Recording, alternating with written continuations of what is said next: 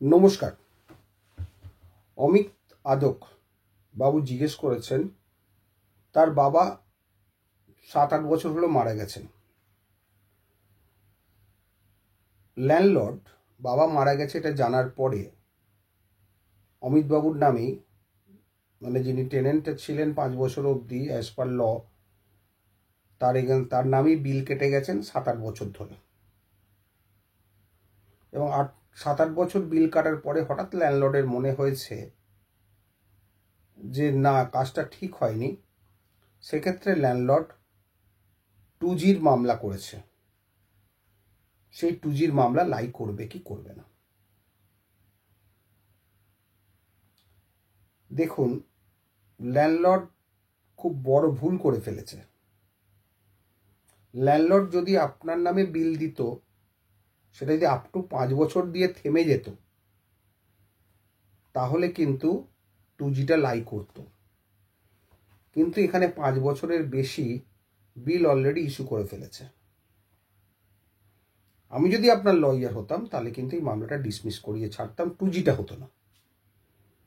তার কারণ হচ্ছে ল্যান্ডলর্ড জেনে শুনে টেনেন্সি দিয়েছে 5 বছরের বেশি, এবং তার নলেজ ছিল যে বাবা মারা গেছেন, সব জেনে শুনে দিয়েছেন।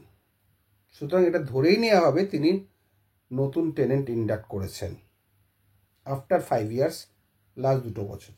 আর একবার ইন্ডাক্ট হয়ে গেলে, টেনেন্সি কন্টিনিউ হয়ে গেলে, সেটাতে কিন্তু আর অ্যাডভান্টেজ পাওয়া যাবে না। অ্যাডভান্টেজ ল্যান্ডলর্ড কোথায় নিতে পারতেন জানতেন?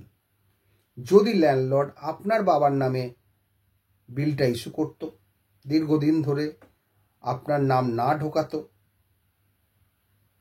এবং বাবার নামেই কন্টিনিউ করত, তাহলে ল্যান্ডলর্ড 2Gর অ্যাডভান্টেজ অবশ্যই পেত, যতদিনই বিল কন্টিনিউ করুক না কেন।